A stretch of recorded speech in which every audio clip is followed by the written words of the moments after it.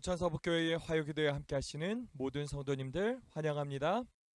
찬미가 438장 죄짐 맡은 우리 구주 함께 찬양하겠습니다.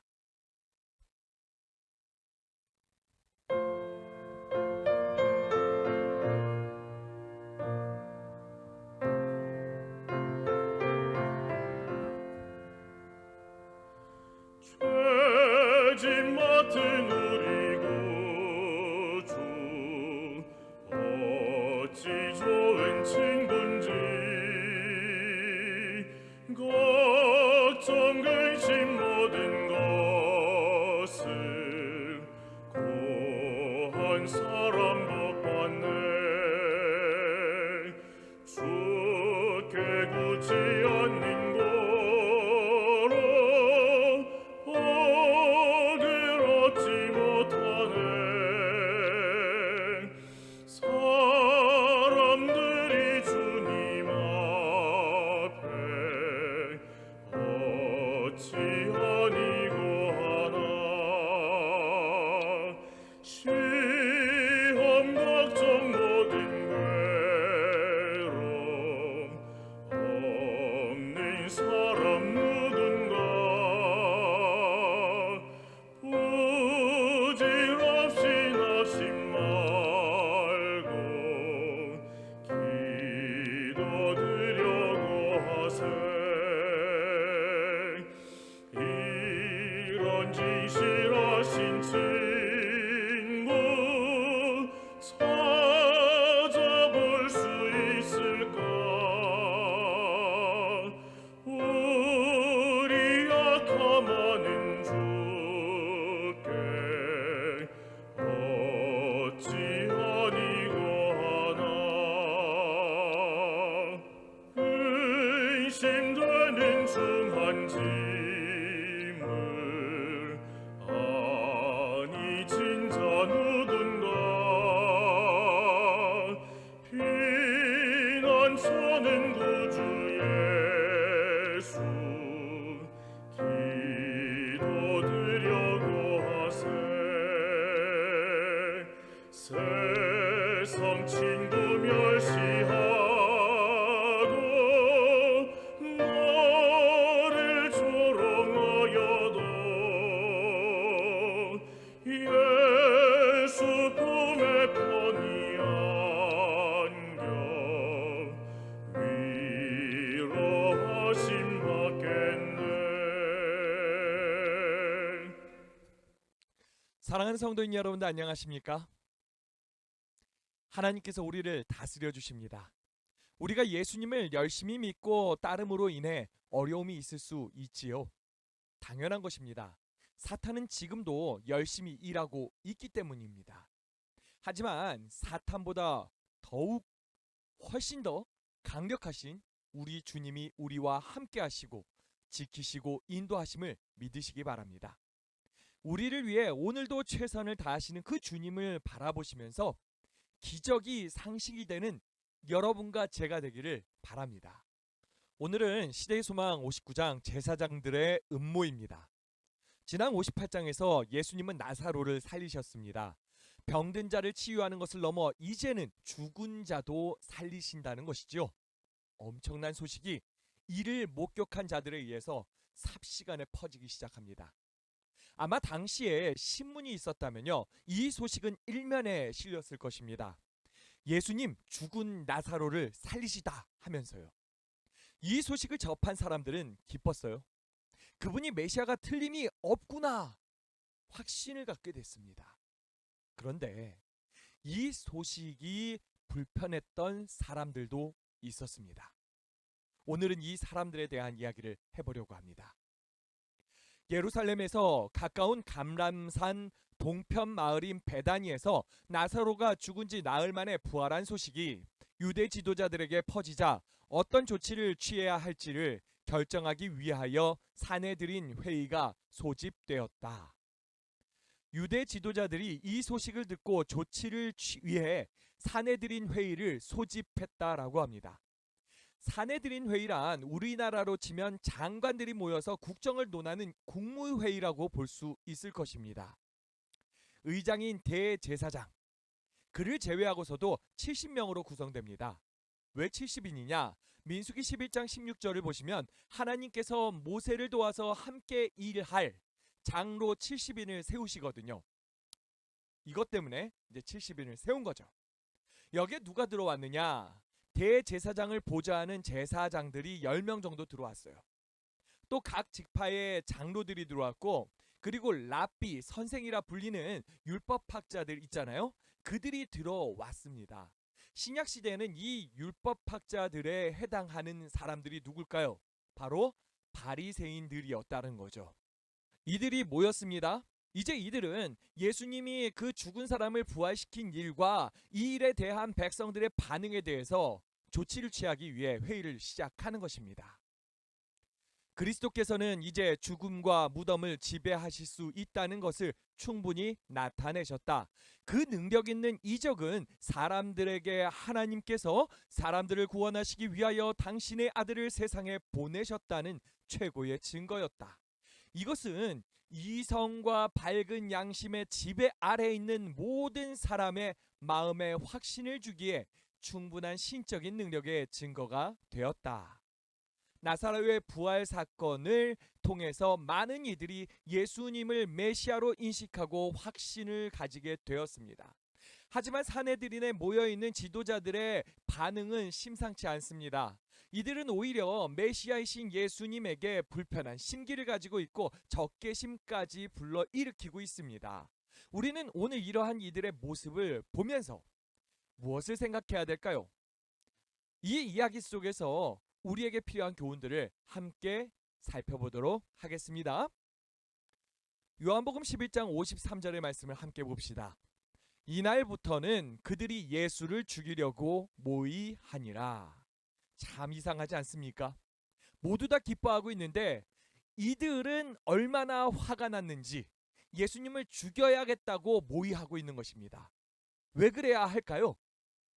예수님으로 인해 하나님의 이름이 높아지는데 하나님의 제사장과 이 지도자라는 사람들이 왜 이렇게까지 하고 있는 것입니까? 제사장들은 일찍이 예수의 신성에 대한 보다 작은 증거들을 모두 거절해 왔었다. 그들은 이 새로운 이적에 경노할 뿐이었다. 죽은 사람이 바라보고 있는 군중 앞에서 백주에 살아났던 것이다. 이와 같은 증거를 교묘히 설명하여 넘길 만한 재간이 없었다. 이런 이유로 제사장들의 적개심은 더욱더 필사적이 되었다. 그들은 전보다 한층 더 그리스도의 사업을 중지시키려고 결심하였다. 이들의 분노는 간단한 것입니다. 자신들에게는 협조적이지 않은 예수님을 인정하고 싶지 않은 것이지요. 전에 성전 정결하셨잖아요. 내 아버지 집을 장사하는 곳으로 만들지 말라고 말씀하셨습니다. 그때부터 이들은 예수님을 적으로 여겼지요. 그런데 예수님이 수많은 이적을 벌이신다는 것이 얼마나 불편하겠습니까? 거기다 결정적으로 죽은이마저 살리신다고 하니까 더없이 불편한 것이죠. 이렇게 그냥 두다가는 모든 사람들이 예수님을 메시아로 부르며 따라갈 것 같은 것입니다. 그렇게 되면 자신들을 따라올 사람들이 더 이상 없을 수도 있는 것 아니겠습니까? 조금 이상하지요. 아니, 많이 이상하지요. 하나님의 제사장들이라는 사람들이 자신의 이익 때문에 메시아를 받아들일 수 없다라니요. 그리고 이 메시아를 오히려 방해하려고 하고 있다니요. 여러분들, 어떤 모습이 가장 이상적인 모습이었을까요? 하나님의 백성과 지도자들 모두가 한마음 한뜻이 되어서 메시아의 오심을 기뻐할 수 있었다면 얼마나 좋았겠습니까? 우리 교회에서는 이러한 모습이 없기를 바랍니다. 모두가 한마음 한뜻이 되어서 오직 주님의 영광을 위해서 나아가는 부천서북교회가 되어야 하지 않겠습니까? 요한복음 11장 49절부터 50절의 말씀을 함께 보겠습니다. 그 중에 한 사람, 그의 대제사장인 가야바가 저희에게 말하되 너희가 아무것도 알지 못하는도다. 한 사람이 백성을 위하여 죽어서 온 민족이 망하지 않게 되는 것이 너희에게는 유익한 줄을 생각지 아니하는도다 하였으니, 대제사장은 한 사람이 백성을 위해서 죽어 온 민족이 망하지 않게 되는 것이 유익하다고 말하는데요. 대를 위해서 소를 희생하자, 이렇게도 보이는 이 말씀이 사실은 대제사장이 한 말이 아니라 모세오경의 주석서라고 할 수 있는 미시나이라는 그 책에서 인용한 것입니다. 백성을 위해서 예수님을 죽이자라고 하는 것이지요. 그것을 이 미시나의 말을 인용하면서 정당성을 부여하고 있는 것입니다. 참 못됐지요. 그런데 가만히 보면 그의 말도 어느 정도 일리가 있지 않습니까? 내용상으로 보면 실제 예수님의 십자가 사건과 일치하는 부분도 있습니다. 예수님께서 십자가에 달려 죽으심으로 모든 사람들의 죄값을 치르셨기에 이를 믿는 자는 망하지 않게 될 것이잖아요. 그럼에도 불구하고 가야바의 주장은 이해가 안 갑니다. 아무런 죄도 없는 그 예수님을, 오히려 백성들을 고치고 살리고 계셨던 그 예수님을 백성을 위해서 죽이자고 말하는 게 말이 됩니까? 왜 그는 그런 말을 했을까요? 사두개인들은 죽은 자의 부활을 믿지 않았다. 소위 과학이라는 것을 만들어내어 사두개인들은 죽은 자의 몸에 생명을 넣는 일은 불가능한 것이라는 이론을 내세웠다. 그러나 그리스도께서 하신 면 말씀에 의하여 그들의 이론은 무너지고 말았다. 사두개인들이 성경과 하나님의 능력, 이 두 면에 다 무식함이 드러났다. 그들은 이적을 통하여 백성들이 받은 인상을 제거하는 것은 불가능하다는 것을 알았다. 사내들인의 그 조직원들 중에는요, 제사장들도 있었지만 그 제사장 외에 또 다른 사람들, 뭐 율법학자들이 있었겠죠. 그 율법학자들 가운데 사두개인과 바리새인들이 있었습니다. 그 중에 사두개인들이 있었는데, 이 사두개인들에 대한 이야기입니다. 이들은 이성에 치우친 극단적인 신앙을 하는 사람들이었거든요. 이들은 자신들의 그 과학이라는 기준이 있었고요. 자신들의 기준에 이해가 되지 않는 것들은 받아들이지 않았습니다. 부활, 천사, 이적, 비과학적이잖아요. 이런 모든 것들을 부정했던 것이죠. 이것이 예수님이 활동하시기 전까지만 하더라도 어느 정도는 납득이 되었을 것 같아요. 왜냐? 그럴 수 있는 것이 구약의 포로기를 지내고 나서 이제 돌아온 다음부터 예수님이 활동하시기 전까지는 큰 이적들이 없었어요. 지금도 그렇지 않습니까? 현대 시대에 과학이 발전하고 나니까 이적을 믿어요? 믿지 않잖아요. 과학적으로 다 설명하려고 하는 그러한 시도까지도 있지 않습니까? 과학적으로 증명되지 않고 설명되지 않는 것은 받아들이지 않겠다, 이러한 움직임도 있거든요. 그런데 예수님이 이제 오신 거예요. 예수님이 오셔서 이제 사역을 하시는데 계속해서 이적을 일으키시는 것입니다. 그러면서 자신들이 주장하고 있는 그 논리가 완전히 무너져 버린 것이죠. 예수님의 이적을 어떻게 설명할 수 있을까? 설명이 불가능하잖아요. 과학으로는요. 거기다 나사로가 죽음에서 부활해 버렸는데요.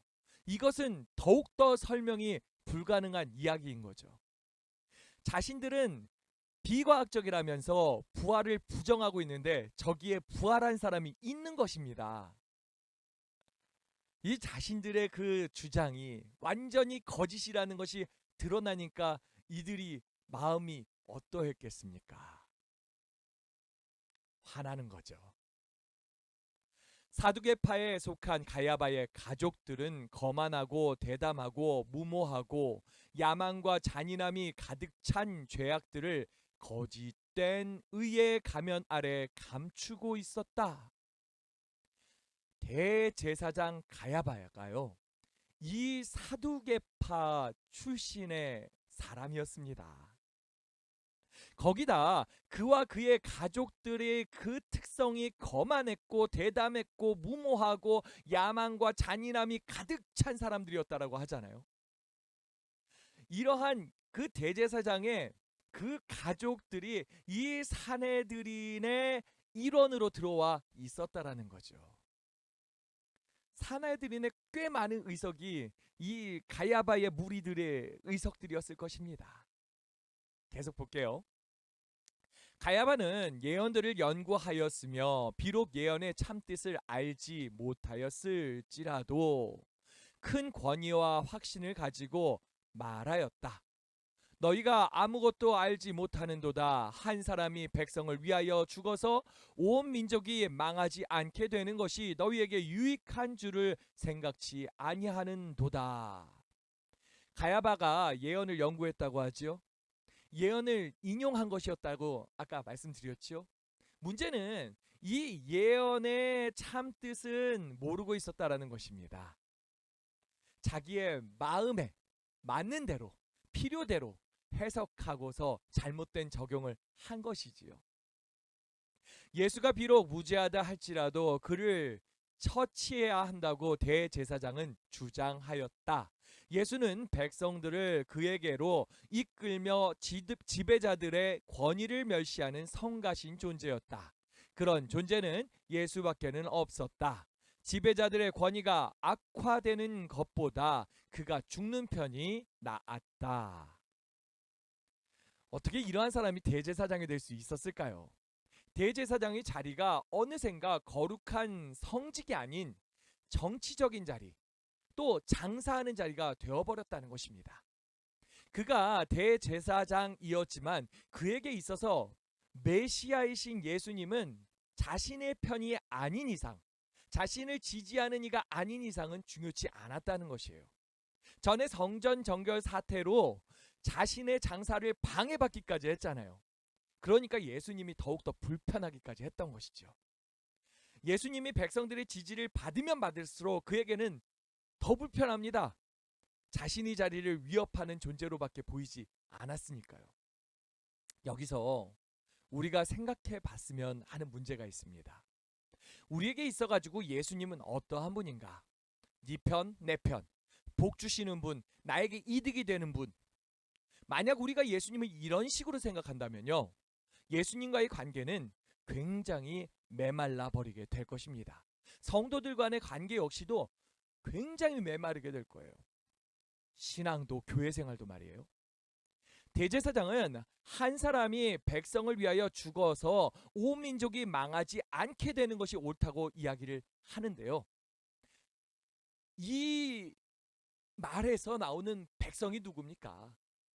그의 눈에 백성은요, 자신들과 자신을 이렇게 지지해주는 그러한 사람들이 백성이라고 보였던 거예요. 그들이 권위 아래에 있는 그 다른 백성들, 진짜 백성들, 그들은 백성이 아니에요. 그들은 여전히 아무것도 모른 채 그들의 그냥 권위의 밑에 있어가지고 그들이 다스리는 대로 다스려지기만을 원하는 것입니다.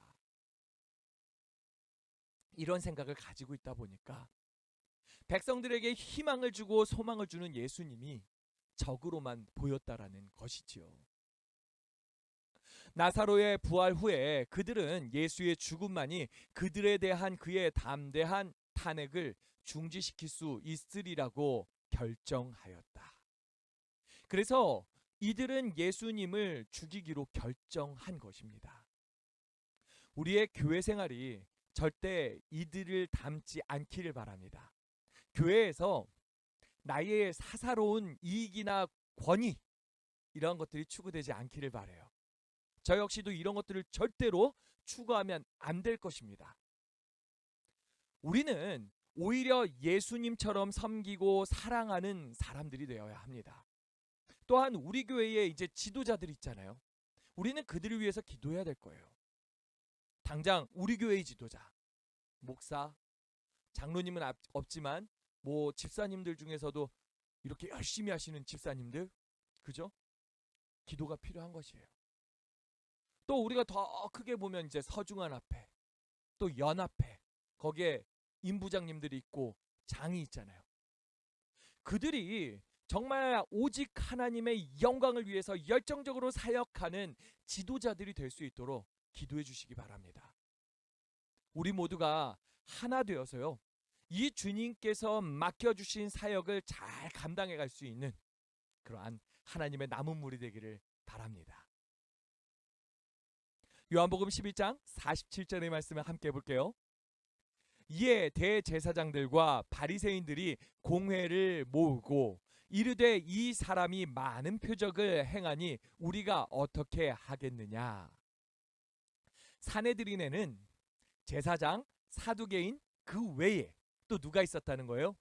또 다른 세력 바리새인이 있었다라는 것입니다. 그런데 이 바리새인들은요, 사두개인들과 결코 친하지 않았습니다. 우리나라로 치면요, 민주당과 국민의힘 이 둘의 관계와 비슷하다고 할 수 있을 것 같아요. 물과 기름 같았어요. 서로 파워 게임이 계속해서 일어났습니다. 합쳐지는 것이 뭐가 이렇게 힘든지 모르겠다는 게 이 둘의 모습이었을 거예요. 하지만 이러한 바리새인들도 예수님의 사역에 있어서만큼은 너무나 불편했다라는 것이죠. 이 사람이 많은 표적을 행하니 우리가 어떻게 하느냐, 여기에 동참하고 있었잖아요. 바리새인들은 부활을 믿었으며 이 이적은 메시아가 저희 가운데 계시다는 증거라고 보지 않을 수 없었다. 바리새인들이 부활을 믿고 있었습니다. 나사로가 부활했어요. 야, 역시 부활은 있었잖아. 정말 즐거워야 될 상황이었습니다. 그런데 문제는 뭐예요? 이것을 행한 분이 예수님이었다라는 거죠. 예수님을 지금 인정해야 되는 상황이에요. 하지만 그들은 인정하고 싶지 않았다라는 것입니다. 그 이유가 무엇일까요? 그러나 바리새인들은 언제나 예수의 사업에 반대해 왔다. 처음부터 바리새인들은 예수께서 저희의 위선적 허식을 폭로시키셨기 때문에 그를 미워하였다. 예수님은 바리새인들의 그 썩어 있는 그 속을 갖다가, 그 정체를 갖다가 다 폭로해 버리셨습니다. 이 폭로로 인해 가지고 바리새인들은요, 얼굴이 빨개져 버렸죠. 바리새인들은 예수님이 너무나 미웠던 것입니다. 예수께서는 그들의 도덕적 결함을 감추어둔 엄격한 의식의 가면을 벗기셨다. 예수께서 가르치신 순결한 종교는 그들의 거짓된 경건의 공언을 정죄하였다. 바리새인들은 예수의 날카로운 비난에 복수하기를 갈망하였다. 저는 마음 한편에서 이 바리새인들의 마음이 잘 이해가 돼요. 예수님은 나의 모든 것을 다 아시는 분 아닙니까? 내 속 안에 부끄러운 마음, 내 생각까지도 다 아시지요. 저희 부끄러운 그 과거의 순간들까지도 모두 알고 계신 분이 예수님이거든요. 그런데 예수님이 이 모든 것을 다 폭로했다고 생각해 보세요. 우리 성도님들이 그거 다 알고 계시면요, 제가 목사랍시고 단상 위에 서가지고 말씀 전할 수 있겠습니까? 제가 말씀을 전하면은 우리 성도님들이 은혜를 받을 수 있을까요? 저는 자신할 수가 없습니다. 때로는 사탄이 이러한 저희 부족한 면을 가지고서 공격해 옵니다. 너 같은 놈이 목사냐 하면서요. 그럴 때면 굉장히 침울해져요. 정말 내가 단상에 쓸 수 있는 사람인가? 이번 주 안식일 말씀, 화요일 말씀, 금요일 말씀 어떻게 하지? 나 같은 사람이? 이런 생각에 빠지거든요. 단상에 서야 되기 때문에 다시 무릎 꿇고 기도하는 거죠. 하나님, 정말 부족한 사람이지만, 연약한 존재지만 다시 세워주시라고. 오직 나의 의가 아닌 예수 그리스도의 의로 세워달라고요. 오직 주님만을 의지하여 이 일 할 수 있게 해달라고요. 기도하는 거예요. 그렇게 하면 예수님께서 이 마음을 만져주시고 다시 일으켜 세워주시는 것입니다. 예수님이 바리새인들에게 원하셨던 것은 이러한 것이 아니었을까요? 그들이 숨겨진 죄를 돌아보기를 원하셨고, 하나님 앞에 다 내어놓고 회개하기를 원하셨고, 다시 세워주실 수 있는 그 주님 앞에 나아오기를 원하셨던 것이죠. 하지만 이들은 그렇게 하기보다는 예수님에게 복수하겠다는 마음을 품은 것입니다. 안타깝지요? 예수께서 안식일에 행하신 이적들은 모두가 고통당하는 사람을 구원하려고 행하신 것이었으나 바리새인들은 예수를 안식일을 범하는 자로서 정죄하려고 하였다. 그들은 헤롯 당원들로 예수를 반대하여 분개하도록 하려고 하였다. 그들은 예수께서 경쟁할 새로운 왕국을 건설하려 한다고 설명하고 어떻게 예수를 죽일 것인가를 그들과 의논하였다. 바리새인들이요, 예수님이 안식일에 고통당하는 자를 돕고 있는 것 알았을까요, 몰랐을까요? 저는 분명 알았다라고 생각합니다. 하지만 그들은 이것을 안 보기로 결심한 것입니다. 한 사람이 인생이 회복되고 구원을 얻는 모습이 얼마나 감동적입니까? 그 주변에 있던 사람들 다 감동했잖아요.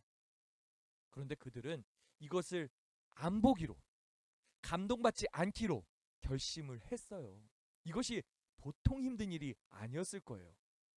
실제로 유튜브에 가면요, 유튜브에서 정말 슬픈 영화, 막 감동적인 영화를 보면서 울지 않기, 감동받지 않기, 뭐 이런 것을 갖다가 실험하는 그런 영상들이 있거든요.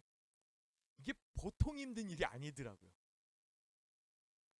웃긴 것을 보면서 웃지 않는 거, 야, 정말 힘들어하면서 하는 그런 모습 유튜브에서 찾아볼 수 있거든요.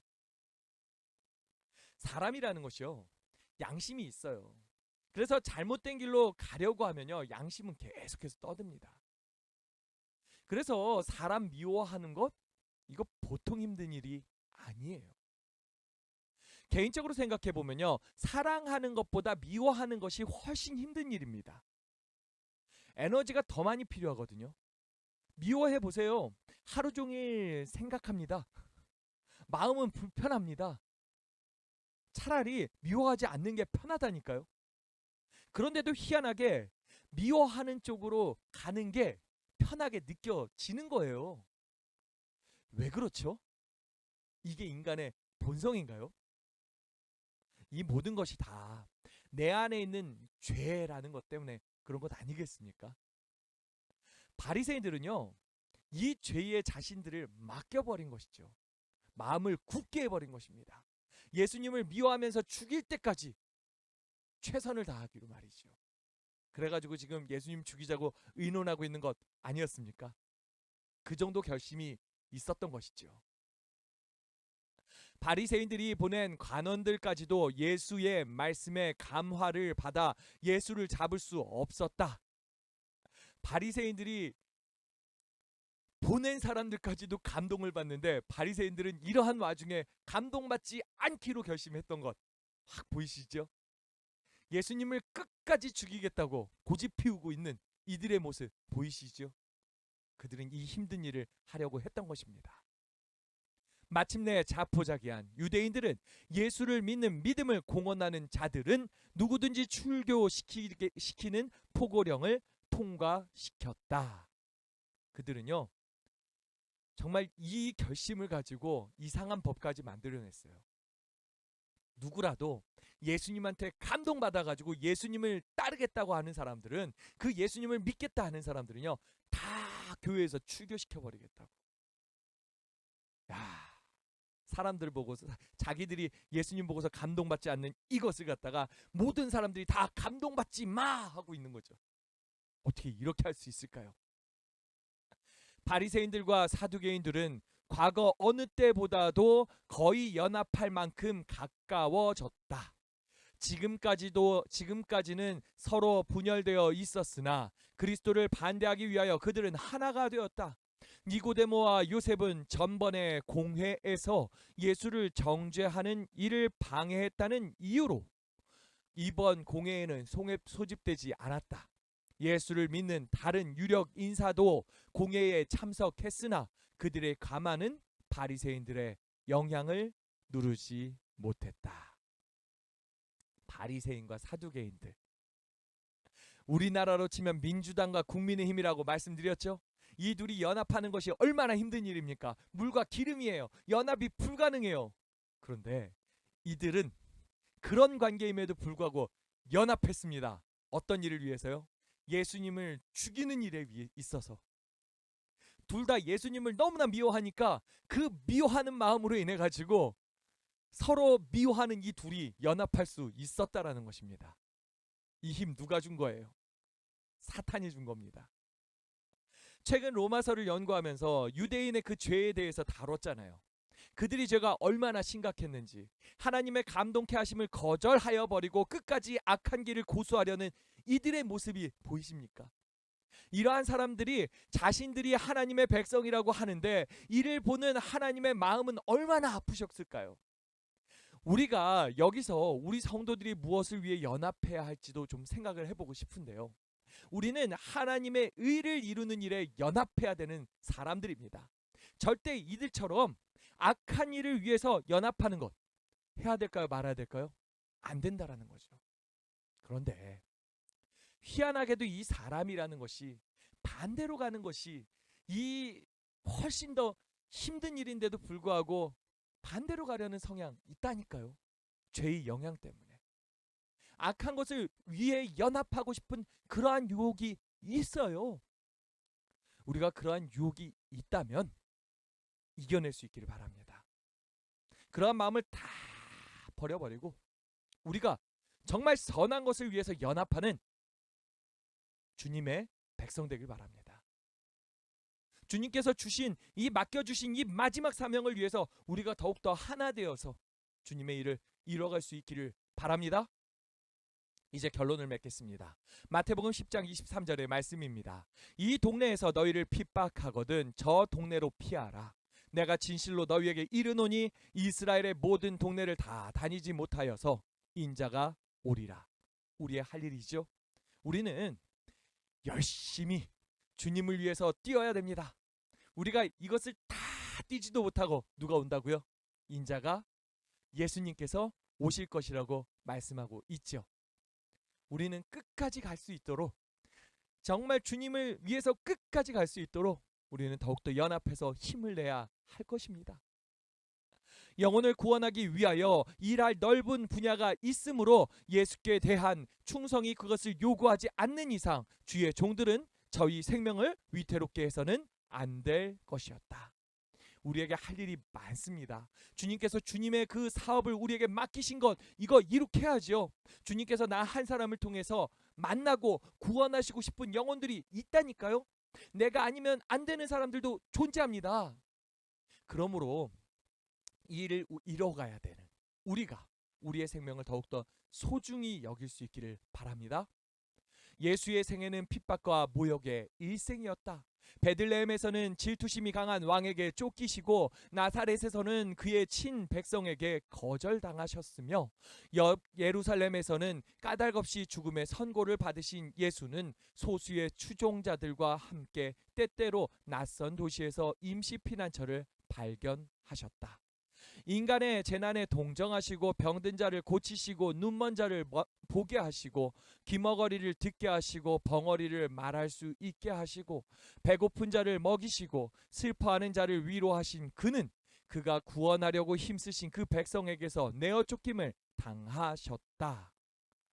물결치는 바다 위를 걸으시고 한 말씀으로 노도를 잔잔하게 하시며 귀신을 쫓아내어 그가 떠날 때에 그를 하나님의 아들이라고 고백하게 하셨으며 죽은 자를 살리시고 수많은 사람들에게 지혜의 말씀을 듣게 하신 그의 그는 편견으로 눈이 멀고 완고하게 빛을 거절하는 자들의 마음을 움직이실 수 없으셨다. 수많은 이들이 예수님으로 인해서 감동을 받았습니다. 그럼에도 불구하고 예수님을 거절해버렸습니다. 쫓아내버렸습니다. 어찌하여 이런 일들이 발생했지요? 그 감동을 어떻게 했다고요? 거절해버렸다고요. 이것은 이들만의 이야기가 아니라 우리의 이야기이기도 합니다. 우리는 주님의 주시는 그 감동으로 살아가야 합니다. 우리가 때로 편견으로 눈이 멀 때도 있고요. 완고해지는 마음을 가질 때도 있습니다. 사탄이 계속해서 우리의 마음을 그냥 두지 않거든요. 공격하고 또 공격해 옵니다. 그러한 순간 주님도 우리의 마음을 움직일 수 없다라고 나오지 않습니까? 우리가 이러한 함정에 빠지지 않게 되기를 바랍니다. 우리의 마음이 늘 주님의 주신 감동으로 가득하기를 소망하고요.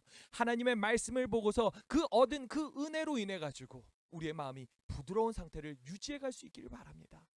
그래서 더욱 하나 되고 연합된 우리가 되어서 주님의 맡겨주신 이 마지막 사역을 우리가 끝까지 잘 감당해가는 하나님의 백성 되기를 바라며 말씀을 마치겠습니다. 기도하겠습니다. 앞에 있는 기도 제목으로 함께 기도해 주시기 바랍니다.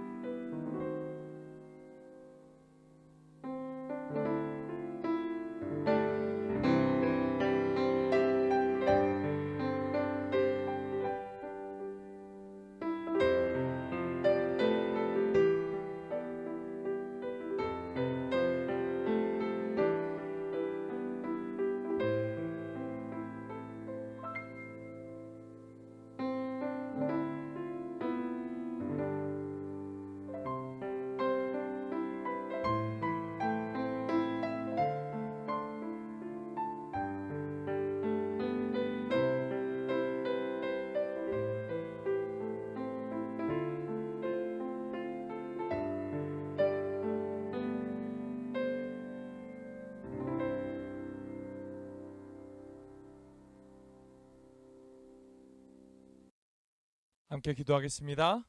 사랑의 아버지 하나님, 하나님께서 우리를 사랑하사 이 마지막 시대 주자로 세워주셨음을 감사드립니다.